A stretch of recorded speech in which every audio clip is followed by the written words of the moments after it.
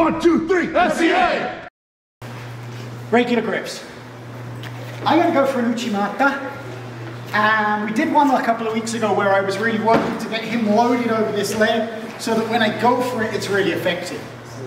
Okay, in this case, I'm just going to go for it. Now, my Uchi Mata, I'm going to step in and I'm going to rotate on my toes and take a back step. You can see I brought him towards me here, so I bring his weight onto this foot.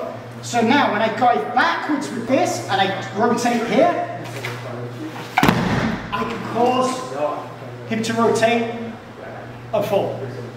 So that's my basic Uchi Mata. I am folding at the hip and kicking backwards here. My hip is blasting through his hip line. Common story that we've been talking about. Now, what happens? A lot of the time, let's get squared up here so we get the camera. I'm going in for this Uchi Mata. I go and I lift, but that's what happens. I get this leg off the ground. He transfers his weight to the other side. I'm going to put my foot down, directly next to him. My fist is right behind his ear. I'm keeping him driven that way. From here, I bend, catch that foot, drive. Drive him to the ground. Okay? A little detail in there that sometimes gets missed. When this foot is here, my knee is to the inside of his knee. Even without doing anything else, if I drive through there, he's going to fall over. Okay? So as I pull, I'm also driving through here. I've created a nice torque angle across his shin bone. So we'll see this again a little bit faster. I'm here, I step in, I go for this throw, doesn't work, step, drive. Once we're on the ground, this foot is just too much of a gift for me. I could pass the guard, or I could attack the ankle. So, we got two types of submission that are legal at white belt, and they look very much the same. I could do a foot lock, I could do an ankle lock. Foot lock, I am bending the toes backwards and doing destruction straight across the joint. Ankle lock or Achilles lock, I am putting pressure up into the Achilles, driving up into there. Ultimately, that would cause a separation of the Achilles from the heel bone. Okay? Two different destructive mechanisms, but using the same setups, we're going to get one or the other. A lot of it depends on just how he reacts and exactly what angle we're at. So I've got this foot here.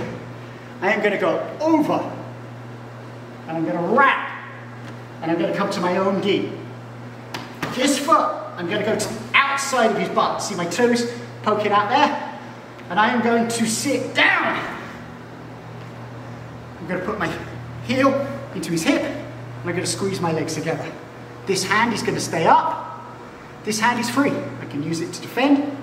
From here, I'm just going to puff my chest, squeeze my knees together, just expand into it until I get the tap.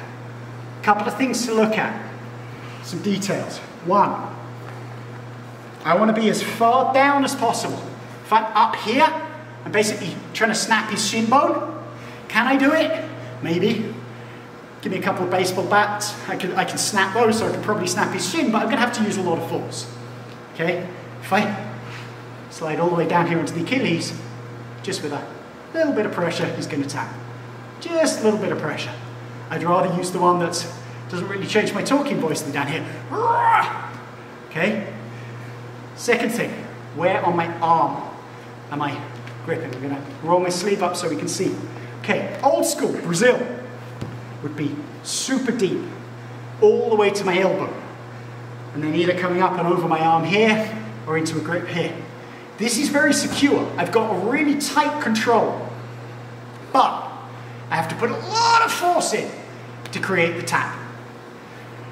Sambo, American guys, a lot of times they're training with a guy with a wrestling shoe on. Wrestling shoe, very easy to control.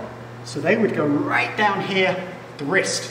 Now I've got this bony part of my wrist right into his Achilles, and I can make that really vicious really easily. The problem down here is, if he just rotates his toes to the outside, That's going to clear. Okay? He doesn't have a wrestling shoe on, so it's going to clear. But I don't want to go all the way down here, so I hit a happy medium. Stole this from Dean Lister. The muscle of my forearm cuts across here. There's huge muscle there, as you can see. That muscle cuts across there, and about there we switch over to bone. That's bone, this is muscle. I want to be just at this end point, just where the muscle ends, and we switch to bone. There's kind of almost like a little notch. That's going to sit perfectly, and I'm hitting a nice comfortable medium between control and pressure. Okay? Second thing, this hand. If I let this hand get low and down to my waist, now I've got to really put pressure in and leverage to actually get this to tap. I don't want that. I want to keep this hand high. The final thing that's going to really put pressure on is, you see how my wrist is down? I want it to be up. This, I want to be here, here. See how my knuckles point downwards? And this is up. That, compared to that, look how much difference there is in that leverage angle. So I'm here, I grab my gi, and I rock it up here. Then I can put pressure on really tight.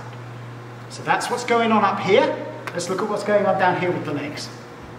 So I was originally taught to go here. This, I'm super tight on this leg, okay?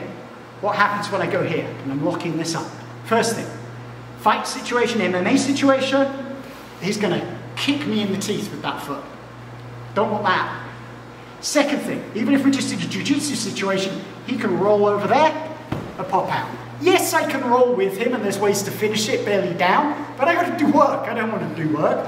So what did people start doing? From here, they would get tight on here and then we would roll to the outside. Okay? So this would be a really good way of stopping him rotating, but people got wise, they just push that down, pop over. From there, he can come up and take a top position really easily. Also, when I'm here, if he sits up, just push that knee down and just step up over it. Just like pop up over it. Just come up to mount over the top. That happens quite easily for him. So how do we modify that? I take this foot, and instead of being here, my foot goes to the outside. My knees are still clasped together over here, but this foot's to the outside instead of to the inside. Okay? You see where my foot is out there? What does this do?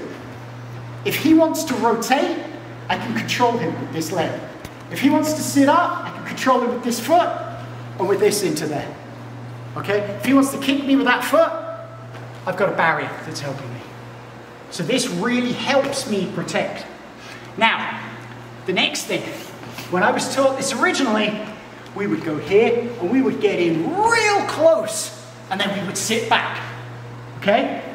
What happens when I get in real close, he's just going to grab my gi, and now I can't create the separation. Okay?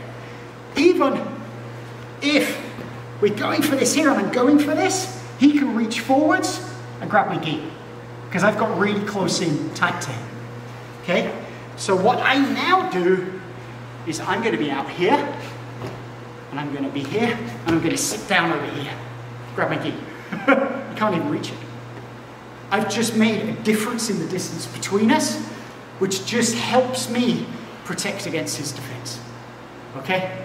And with my feet like this, I'm not worried about him popping up and coming over. If he pops that, pushes that to the ground to clear, he goes over that leg, I'm just going to switch to the other leg and finish him on this side.